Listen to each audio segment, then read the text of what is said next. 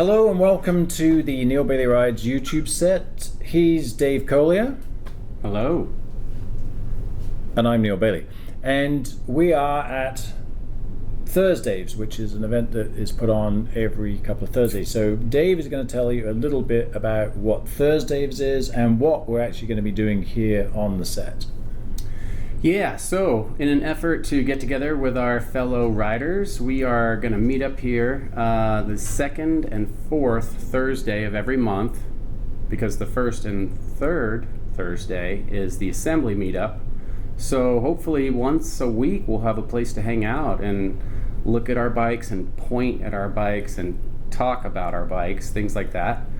So put that on your radar. That's kind of part of our news segment for now, for lack of any other content. If you're in Charlotte, North Carolina. If you're in Charlotte or the Charlotte area and you ride, feel free to come by. Maybe we can do an address shout out or something at the end. But it's at Ink Floyd. We're in the NOTA section of Charlotte, 1101 East 36th Street. And what are we saying? 6 p.m. kickoff? Yeah. So just ride up, hang out. We'll try to stick to all the, COVID stuff. There's masks around if you need them or whatever. But I know a lot of people are kind of eager to get out of the house, especially if it's nice. Ride your bike. And it doesn't matter what you're riding. Just, come, show up, and hang out, and kind of be part of what we're doing with this whole thing. And that's really why we started this whole idea, was because we started doing this last year, meeting at Dave's every other Thursday. And then we said, hey, we're here, we're having fun, why not do it? So Dave's going to bring his cool news items from the industry, fun stuff. I'll do the boring stuff, you'll do the fun stuff. Well, I'll do my best. I mean, we do kind of want to have that as like part of the content and part of the series. So I'll see what I can come up with. If anybody gets any ideas or whatever you want to submit, feel free to send it. Maybe we'll use it. And then a lot of other kind of like fun programming things, going on kind of up your sleeve, huh? One thing we want to do regularly, because of the friends that are helping us out, we want to do a shameless plug section. So today we are doing a shameless plug section with my new Arai helmet. So I've always worn white in the past. They sent me this beautiful, I think this is the Regent. We're going to be wearing that around for a while. So that's going to be our shameless plug section. Nice. Thank you, Arai. Yes, thank you, Arai. Arai have always looked after me my whole career. So if you ever see me in any TV shows, magazine articles, or reviews, I'm always wearing Arai. I've always worn their stuff. So that was a nice shameless plug for Arai, I hope. Right? Absolutely. Yeah, thanks. We do have a really cool segment with Nate, and I'm going to let Dave tell you a bit about that, because this is going to be cool. So another kind of part of this series is we want to feature some of the folks who are, heavy into the scene or, meaningful kind of in that way. And Nate's one of those guys as the proprietor of Tutopia Cycles. So we have a show with him coming on called Get Off My Lawn, which to the best of my knowledge is him... being himself. Yeah, being himself, and maybe perhaps venting about... some of his small business challenges as relates to, the motorcycle repair business. And what Dave's being really sensitive about is he's actually going to blast the nitwits that come into his shop. Well, positive vibes only, but I do think that, it should be interesting to hear some of his anecdotes, Because, 90% of the people that come through the door are great. Great customers, but there's always the one or two that... we'll try your patience when you're a good technician and you've got a really nice business working on high-end motorcycles and keeping people happy. And then, For me, it's people who don't use turn signals. Like, I just want to ride up and smash their side view mirrors and be like, well, if you're not going to use those or signals, then I'm just going to smash them. Make myself feel better about myself. But that's not the way, right? But we're all going to be very nice. Those could also be news items, right? Like, how do you make them understand? I can't read your mind. Use your turn signals. Save a life. But no, we'll kind of figure it out as we go, I think. Yeah, and Nate's segment's going to be fun. He's going to just tell us cool stuff that goes on at the Tutopia there. And of course, he's such an integral part of what we do, working on the Roberta project. He looks after all our bikes. And then one of the things that we want to do, so I'm going to get rid of Dave Collier, is we're going to bring somebody from our community on every week to tell us about their motorcycle. Right. So I guess with further ado, if you have some things to do, sock drawer to rearrange, or Yeah. maybe a little bit of ironing or something. I'll go organize my socks and sharpen my pencils, and maybe we'll bring Tim in. Let's do it. All So right. Tim Browning, if you would like to come in, unless you want to get a chair and stay with us, Dave, do you want to duck out or stay with us? Yeah, I'll stick around for a bit. Yeah, come on in and hang out. So, guys, this is our good friend Tim Browning. He has been a super supporter to everything we've done since we started doing Thursdays, Neale Bayly Rides YouTube channel. And he works in the automotive industry, but his hobby, obviously, is motorcycling. And he has lots of motorcycles, which we won't talk about. But today, the one we want to talk about is the bike you see in front of you. So, Tim, firstly, welcome to our first guest. Thank you. And the reason we got him on is because if we completely screw this up, he won't hate us forever because he's our buddy. And we know that you screw up. And we know that we screw up. So tell us about this beautiful 1975 Honda CB404 that we have in front of us. Okay, I got this bike from a good friend of mine. We were sitting around after a track day, actually at VIR, and talking with some other friends who were there as well. And one of our friends commented that it's ridiculous to own more than 2 motorcycles. And I was like, I wasn't even going to get in the conversation at that point. And my other friend said, well, now, wait a minute, I own 4. And I said, I know of 3. What else do you have? And he said, I have a 1975 CB404. It's in storage. The first person to bring me $500 can take it. And I'm like, Wow. we need to talk. So that's how I got the bike. I buckled down, got to work, got it running. The carburetors had been disassembled for 4 years, so I had to find all the bits and put it back together. My father was dubious that I would manage to get them back together and running, but I did. Got it running for the show. Just running was all. Then the next step, I had to fix the brakes because there were no functioning brakes on the front end. So what is the caliper upgrade and disc on that? Well, I decided I would come up with the most complicated way to fix the brakes, basically.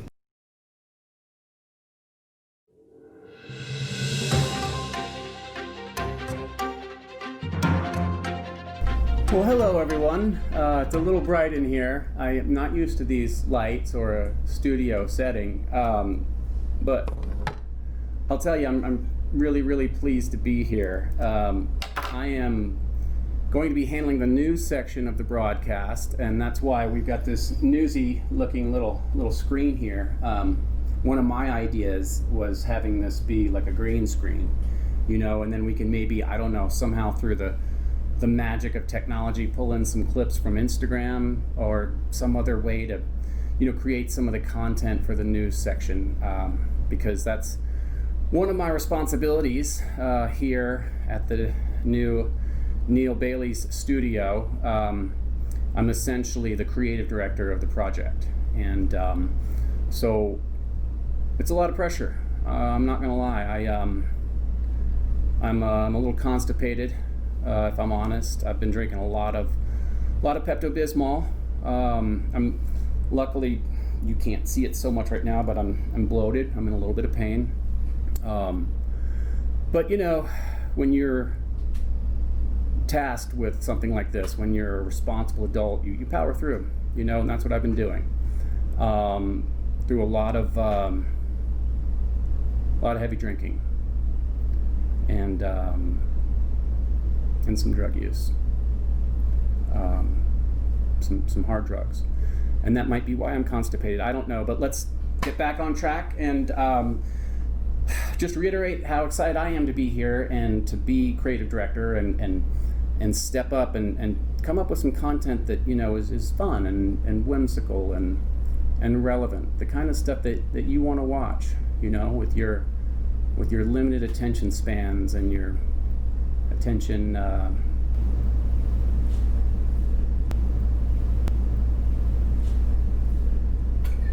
attention deficit disorder. So thank you for tuning in. I really appreciate it. I hope you're pulling for me. I know I'm pulling for me, and I appreciate your time. Thank you. Good night. I decided I would come up with the most complicated way to fix the brakes, basically. You can buy all of the components to rebuild the stock system these days. Yes, They're very popular bikes. You can get all the components you need. There's a couple of places, but it's costly. And I said, for that amount of money, I can come up with something better. So actually changed the whole front forks. The front forks are off of a Kawasaki Ninja 500R. Oh, yeah. So that's a larger set of forks, more modern, not modern, but more modern. I wanted to retain the stock wheel hub with the spoked wheels instead of running the aluminum wheels. So I had to adapt the stock hub to the front forks. And then for brakes, the stock hub has a small single disc brake system. Had to find a rotor that would work, and so the rotor's actually off a Yamaha R6. And I wanted a brake caliper and master cylinder that was matched set, and I needed a very small master cylinder because I have a limited space up there. So ended up getting the whole brake system off of a Ninja 300. Okay, so this is a real bit, so this is sourcing parts and I did all of the research, and I found no one that has put that set of forks on this frame. Somebody may have done it, but I found no evidence of it. But I made it work, and actually the brakes work amazingly well. And what are the rims? Because those are not stock 404 rims. No, the hub is stock. It's 36 spoke hub. So I got some 36 spoke aluminum rims. The stock rim was a 1.6 inch on the front, 1.8 on the rear, and it now has 2.5 wide rims, front and rear. Okay, yeah, because I looked at the front end, does look a lot much larger than stock. Tank, side panels, seats, swing arm, very stock Yes. class. Not a stock headlight. That's it's custom aftermarket. Yeah. Not stock bars. No. But very nice. I mean, you flat black. You've done the whole front end of it's just very clean. Yeah, I didn't want to go with the upside down fork. I wanted it to still be conventional fork and a single disc brake, so that it's similar to stock. Yeah, visually looks stock. Most people, 95% of the people that look at this will never notice that anything is out of the ordinary. Because you do have aftermarket shocks on there. Yes, the shocks are longer, and it also has the forks are longer as well. Okay. So it actually increases the ride height a bit, which helps out in ground clearance as well. And you've got, is that original down pipes with the They are. original down pipes, but not original silencer. No, the silencer is an aftermarket unit. It is actually a period correct from the era, but it is aftermarket. The downpipe, the header was off of my parts bike. The chrome was in pretty good shape, but it had a hole underneath it, and the collector was rusted out completely. My fabricator that I work with at work is a magician.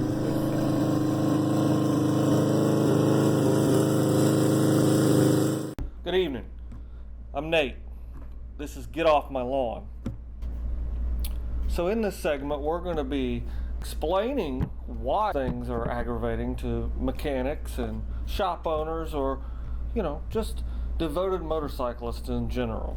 I encourage you to also send in your famous or favorite gripes about this industry, motorcycling, the one we all love. First, ladies and gentlemen, if you ever refer to any motorcycle to have ran when parked, just don't mention that. Well, just be honest and say, hey, it's a piece of shit and I let it sit too long. All right? Everything will work much more smoothly from that point, because we can give you an accurate understanding of what all you need, And you can make an informed decision instead of believing that the Holy Grail is going to be in the air box. Ever since you. Don't call me 6 months later and say, hey, ever since you changed the oil, my brakes are squeaking. I mean, that and $2 will get you a cheeseburger at McDonald's. Come on, man. Your brakes are bad. Just needs carbs cleaned. So we're getting a little bit more in-depth into that initial gripe, if you will. We all know that when the bike sits forever, it needs the carbs cleaned. Okay? If it just needed them cleaned, then why didn't you do that? Alright? You can't say that to increase the value of something that doesn't run. I mean, realistically, you know what I mean? That's like, hey, my girl's hot, it's just her face that's all messed up. Here's one of my favorites. So-and-so just fixed that. Well, if they fixed it, then why am I looking at it and talking to you? Let's be honest, they didn't fix it. Now you have to pay again. That's between y'all. My name's Paul. That's between y'all. Hey, my name's Paul, and this is just between y'all. So anyway, I hope you've enjoyed these little tidbits from our world, and I hope this helps you in the future. Stay tuned next time for hits like I read it on the internet, and what is the torque spec on the... I mean, you just brought me a habit, dude. You gonna look it up just like I am? Have a great evening. Good? Is that good? Is that enough?